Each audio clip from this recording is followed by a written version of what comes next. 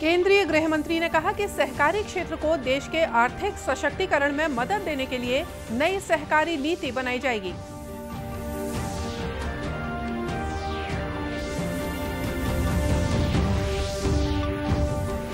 महिला समूहों को रोजगार के अवसर और स्थानीय उत्पादों को बाजार उपलब्ध कराने के लिए बलरामपुर में खोला गया सी मार्ट।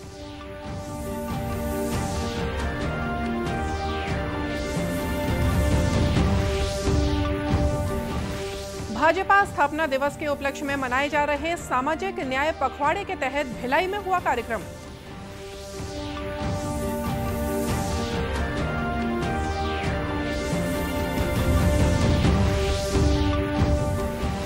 और बच्चों से जुड़ी खबरों को प्रमुखता देने के लिए यूनिसेफ ने मीडिया कर्मियों का किया सम्मान।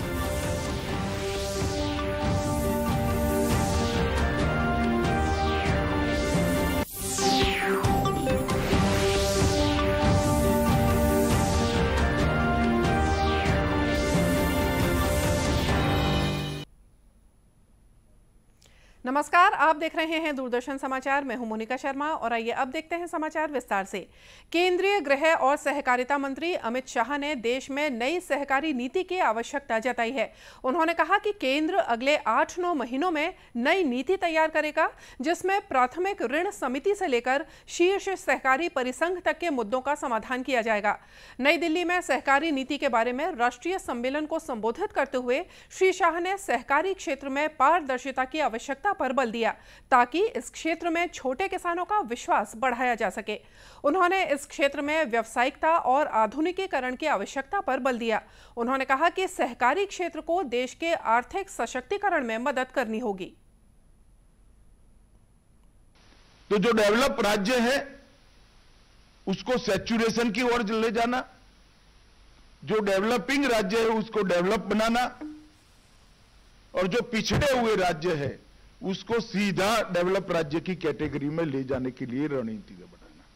अगर ये करते हैं तो आने वाले 20-25 साल में हम सहकारिता क्षेत्र को एक नई ऊंचाई तक पहुंचा सकते हैं और देश के विकास में बहुत बड़ा हिस्सा कोऑपरेटिव सेक्टर का हो, इस प्रकार की स्थिति का हम निर्माण कर सकते हैं। तो देश का एक ऐसा तबका जो 60-70 करोड़ का है, जो आर्थिक विकास की दृष्टि से पिछड़ा हुआ है, उसको आर्थिक रूप से संपन्न बनाना है, तो कोऑपरेटिव एकमात्र जरिया देश के सामने है। एकमात्र मॉडल ऐसा है जो देश के 80 करोड़ लोगों को आर्थिक रूप से संपन्न बना सके। सहकारिता के प्रति सरकार की वचनबद्धता दोहराते हुए श्री शाह ने कहा कि नरेंद्र मोदी सरकार ने देश में सहकारिता आंदोलन को मजबूत करने के लिए नए सहकारिता मंत्रालय का गठन किया। महिला समूहों को रोजगार के अवसर में बढ़ोतरी और स्थानीय उत्पादों को बाजार उपलब्ध कराने के उद्देश्य से बलरामपुर जिला मुख्यालय में सी मार्ट खोला गया है। चांदो रोड स्थित इस सी मार्ट के खुलने से वन विभाग और राष्ट्रीय आजीविका मिशन से जुड़ी महिला समूहों द्वारा तैयार किए गए खाद्य सामग्री के अलावा जैविक तरीके से तैयार चावल, कोदो, कुटकी, बांस और मिट्टी के बने बर्तनों की बिक्री की जा रही है। साथ ही सी मार्ट में ग्रामीण क्षेत्रों में बनाए जाने वाले दूसरे सामान भी बिक्री के लिए उपलब्ध हैं। जिला कलेक्टर कुंदन कुमार ने बताया कि राज्य सरकार की योजना के तहत सी मार्ट खोला गया है। उन्होंने आम लोगों से अपील करते हुए कहा कि जिले के स्थानीय उत्पादों को बढ़ावा देने के लिए सी मार्ट से ज्यादा खरीदी करें। से हुआ था और इसमें तमाम तरह के प्रोडक्ट्स हैं, खाने पीने की वस्तुएं हैं और गांव में जो भी उत्पादित होता है, मिट्टी के बर्तन हैं और बहुत तरह के पापड़, अचार जो एसएचजी बनाती हैं वो हैं। तो सर्टेनली बहुत ही अच्छा एक प्लेटफॉर्म मिला है और इसमें हम चाह रहे हैं कि सभी लोग की सहभागिता हो। इसमें वन विभाग के भी बहुत सारे जो प्रोडक्ट जो फूड प्रोसेसिंग, जो प्रोसेसिंग होने के बाद जो बनते हैं, जैसे कोदो कुटकी हो गया, रागी हो गया, उसको भी हम लाने का प्रयास कर रहे हैं। तो एक अच्छा प्रयास है और इसमें मैं सभी लोग से ये रिक्वेस्ट करना चाहूँगा कि आप सी मार्ट को सपोर्ट करें। स्थानीय ग्रामीणों ने कहा कि सी मार्ट खुलने से पहले उन्हें उत्पाद तैयार करने के बाद उसकी बिक्री में परेशानी होती थी, लेकिन अब सी मार्ट के माध्यम से उन्हें आसानी से ग्राहक मिल सकेंगे। भारतीय जनता पार्टी के स्थापना दिवस के उपलक्ष्य में छत्तीसगढ़ सहित देश भर में सामाजिक न्याय पखवाड़ा मनाया जा रहा है। 7 अप्रैल से शुरू होकर 20 अप्रैल तक चलने वाले इस कार्यक्रम के तहत केंद्र सरकार की जन कल्याणकारी नीतियों को लोगों तक पहुंचाने के प्रयास किए जा रहे हैं। इसी कड़ी में आज भिलाई के रिसाली में आयोजित कार्यक्रम में प्रधानमंत्री गरीब कल्याण अन्न योजना के संबंध में सांसद विजय बघेल ने हितग्राहियों और राशन दुकान संचालकों के साथ चर्चा की। बाद में श्री बघेल ने दूरदर्शन समाचार से बातचीत करते हुए कहा कि बीजेपी के स्थापना दिवस के मौके पर पार्टी के द्वारा विभिन्न कार्यक्रमों के माध्यम से सामाजिक न्याय पखवाड़े का आयोजन किया गया है। इसका उद्देश्य जन उपयोगी योजनाओं का लाभ पात्र हितग्राहियों तक पहुंचाना है। तो ये एक ऐसी योजना है कि कोरोना काल में जो विभत्स स्थिति आई थी, जो हाहाकार मचा था, लोगों के घर में खाने के लिए दाने नहीं थे, लोग अपने घर से निकल नहीं पा रहे थे, ऐसी स्थिति से जो लोगों को राहत देने लगभग 80 करोड़ परिवार को माननीय प्रधानमंत्री जी ने ये राशन देने का संकल्प लिया और वो सतत जारी है, महीनों से सालों से जारी है। आज इसी उद्देश्य को लेके यहाँ आए थे और मैंने देखा कि यहाँ इस दुकान में बहुत अच्छी व्यवस्था है, कोई शिकायत नहीं रही। हमारे पार्षद मनीष भाई भी यहाँ बहुत जागरूक हैं, यहाँ की जनता जागरूक है और दुकान में बहुत अच्छी व्यवस्था बहन जी ने। गौरतलब है कि प्रधानमंत्री गरीब कल्याण अन्न योजना के तहत देश के तकरीबन 80 करोड़ राशन कार्ड धारकों को हर महीने प्रति सदस्य 5 किलो अनाज मुफ्त में दिया जाता है। बाल अधिकारों के प्रति जागरूक करने और बच्चों से जुड़ी सकारात्मक खबरों को समाचारों में प्रमुखता देने के लिए यूनिसेफ की ओर से आज राजधानी रायपुर में मीडिया कर्मियों को सम्मानित किया गया। हमर लइका हमर सम्मान कार्यक्रम में मुख्य अतिथि के तौर पर विधानसभा अध्यक्ष डॉक्टर चरणदास महंत उपस्थित थे। इस मौके पर इलेक्ट्रॉनिक और प्रिंट मीडिया के पत्रकारों और फोटोग्राफर्स का सम्मान किया गया। डॉक्टर महंत ने कहा कि यूनिसेफ पूरी दुनिया में बच्चों की बीमारी, अधिकारों और उनके संरक्षण को लेकर कार्य कर रहा है।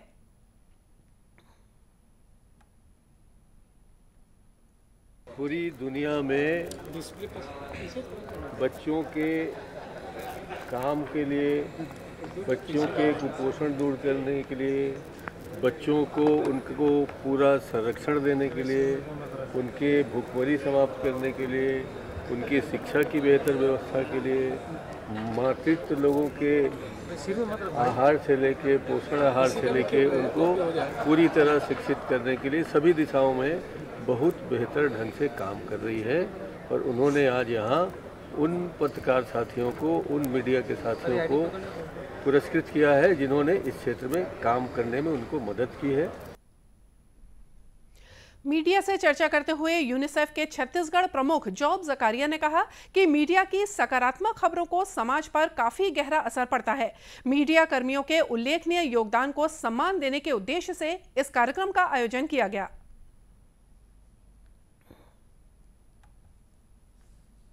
आज हम 13 पत्रकार साथियों को ये अवार्ड दिया है। इसमें 5 कैटेगरी है। प्रिंट मीडिया, उसमें हिंदी और अंग्रेज़ी है, और डिजिटल मीडिया, टीवी, टेलीविज़न और कैमरा पर्सन्स भी है। और इसके उद्देश्य है, हम जानते हैं मीडिया एक समाज में एक परिवर्तन ला सकता है। अगर परिवर्तन ला सकता है तो बच्चों का कुपोषण, एनीमिया, शिक्षा, सभी क्षेत्र में बदलाव ला सकता है। कार्यक्रम में रायपुर विकास प्राधिकरण के अध्यक्ष सुभाष धुप्पड़ भी उपस्थित थे।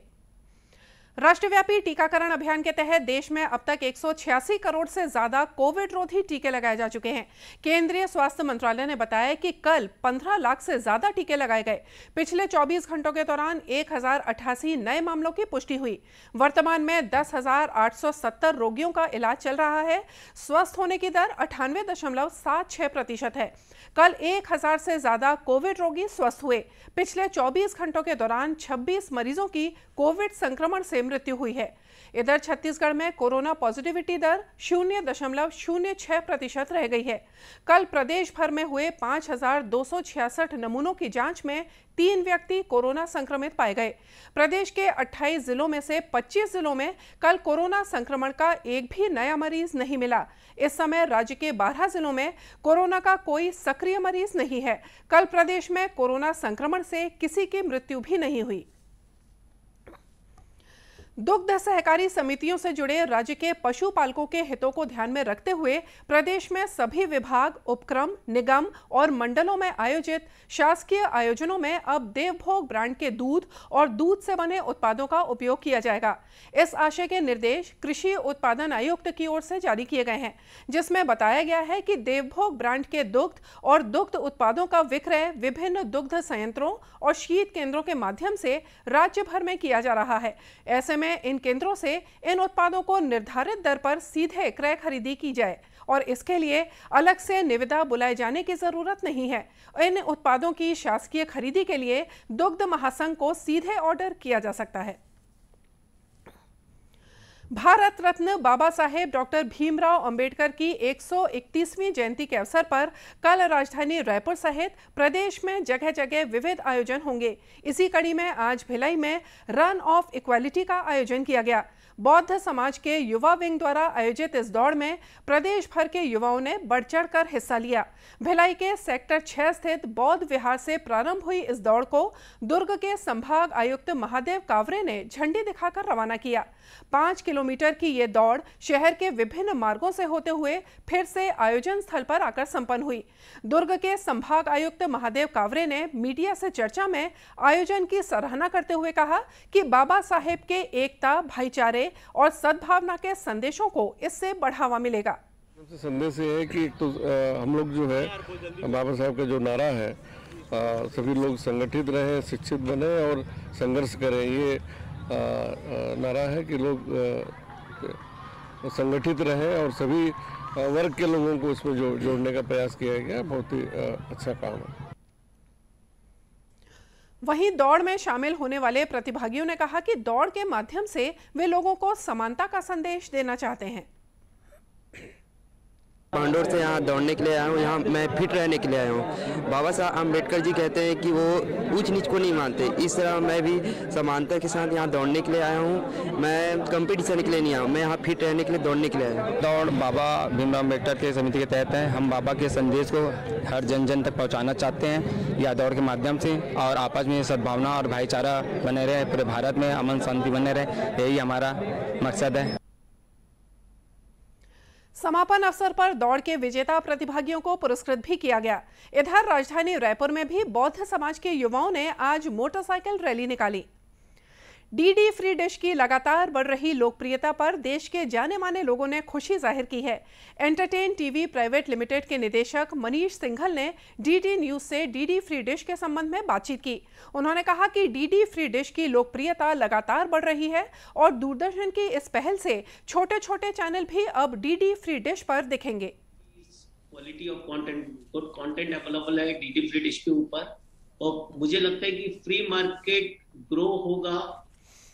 मार्केट तो मतलब ओवरऑल पे market is growing, but free market ज्यादा ग्रो होगा कंपेयर टू पे मार्केट, और बहुत कॉम्पैक्ट और गुड कंटेंट अवेलेबल है डीडी फ्री डिश के ऊपर।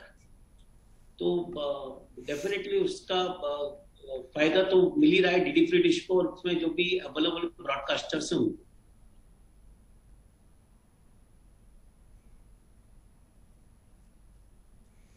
और आइए अब देखते हैं कुछ खबरें जिलों से।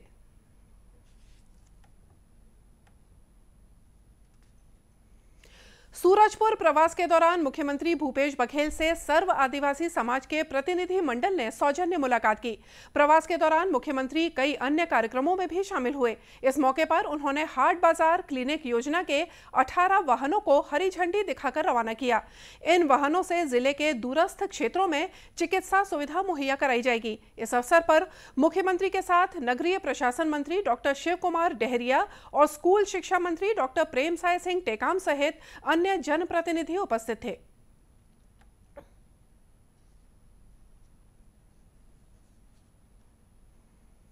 जैन समाज के 24वें तीर्थंकर भगवान महावीर की जयंती कल मनाई जाएगी। जयंती से पूर्व आज भिलाई में सकल जैन समाज द्वारा शोभा यात्रा निकाली गई।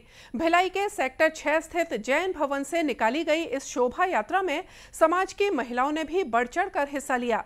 अहिंसा परमो धर्म के संदेश के साथ निकाली गई शोभा यात्रा का जगह जगह स्वागत किया गया। भिलाई जैन मिलन समाज के अध्यक्ष मुकेश जैन ने बताया कि भगवान महावीर के जियो और जीने दो के संदेश को जन जन तक पहुंचाने के मकसद से यह शोभा यात्रा निकाली गई।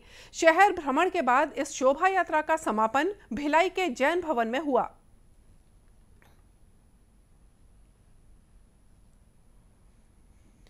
दंतेवाड़ा जिले के दूरस्थ और दुर्गम क्षेत्रों में रहने वाले ग्रामीणों के लिए मुख्यमंत्री हाट बाजार क्लिनिक योजना बेहद लाभकारी साबित हो रही है। जिले के 3 विकास खंडों के करीब 20 हाट बाजारों में आवश्यक दवाइयों और उपकरणों के साथ शिविर लगाकर ग्रामीणों का निःशुल्क इलाज किया जा रहा है। जिले के मुख्य चिकित्सा और स्वास्थ्य अधिकारी डॉक्टर गिरीश शर्मा ने बताया कि शिविरों में स्वास्थ्य परीक्षण के बाद मरीजों को निःशुल्क दवाओं का भी वितरण किया जाता है। गंभीर बीमारियों से पीड़ित मरीजों को जिला मुख्यालय या दूसरे बड़े अस्पतालों के लिए रेफर भी किया जाता है। योजना की शुरुआत से अब तक 1800 से ज्यादा जांच शिविर लगाए जा चुके हैं। और इसी के साथ ये समाचार बुलेटिन यहीं समाप्त हुआ। नमस्कार।